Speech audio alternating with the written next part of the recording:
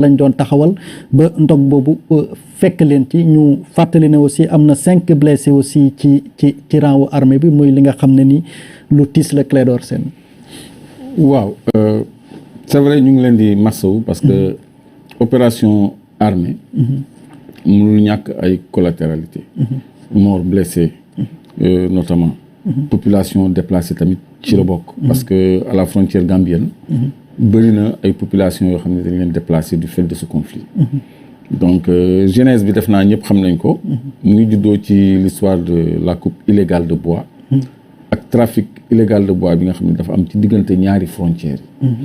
ba noppi ay autorité ci ñaari dëkk yi Gambie ak Sénégal impliqué wu ci gëmma ci ba bi ci faction Salif Sadio duggee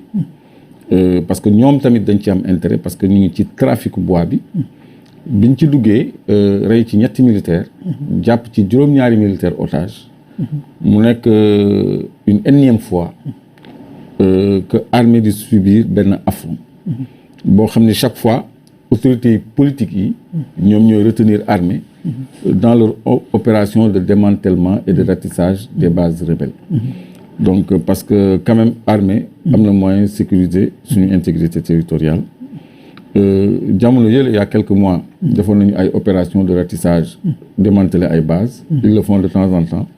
mais souvent su demee noonu les négociations reprennent le relais ba nga xam ni armée day bàyyi noonu loolu nag un militaire type du ko gënal mais un homme politique qui gère une situation comme ça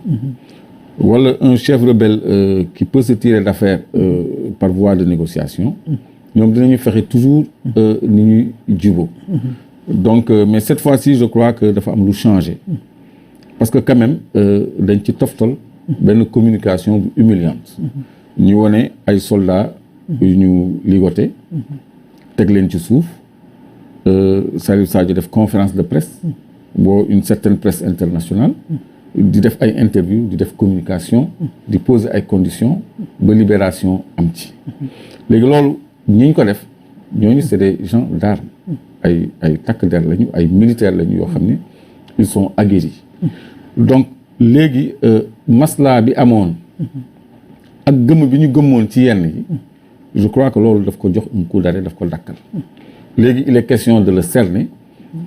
pour régler problème boobu je crois que de façon définitive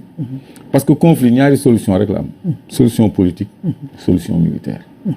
léegi solution militaire qui posait acte de guerre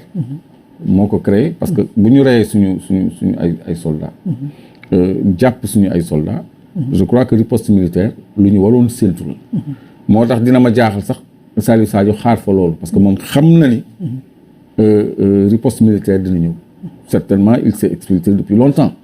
ba mu defee conférence de presse man pour man de bu doon moo doon moom damay pare ci conférence bi rek daal di wut fu ma jëm seey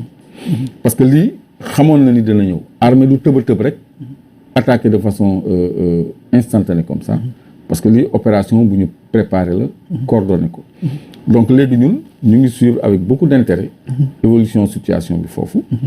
donc mu am benn mort c'est normal parce que c'est la guerre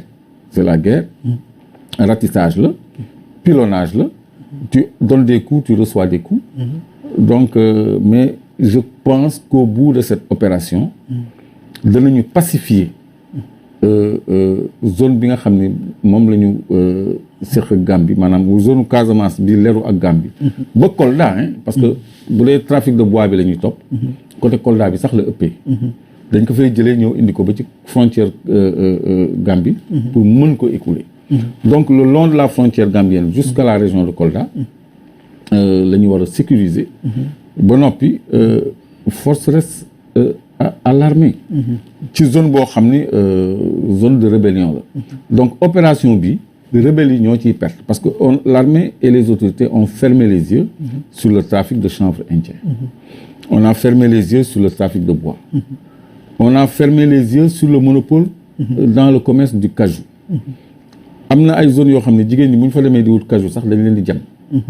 pour mu nekk chasse gardée rebelle yi donc loolu dootul ay revendications politiques wala indépendantistes mais c'est simplement du banditisme armé boo xam ni dañ ko war a dakkal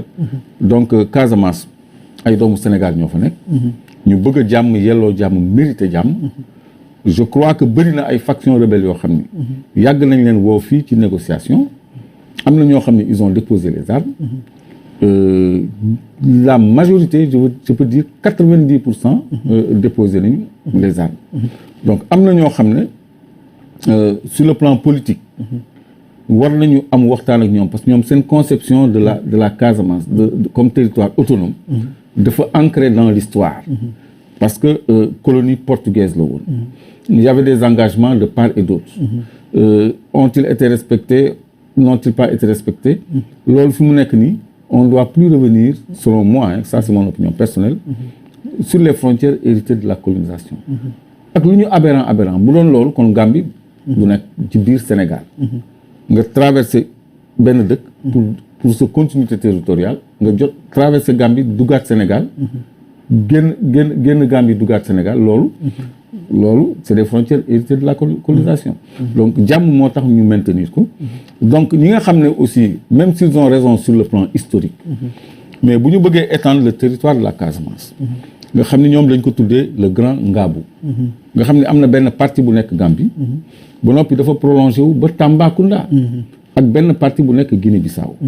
léegi day doon comme le problème kurde bi nekk en Orient nga xam ni lii mu ngi Irak lii mu ngi Turquie lii mu ngi Iran ils sont partout ils sont à cheval entre des frontières jusqu'en Syrie il y a un Kurdistan donc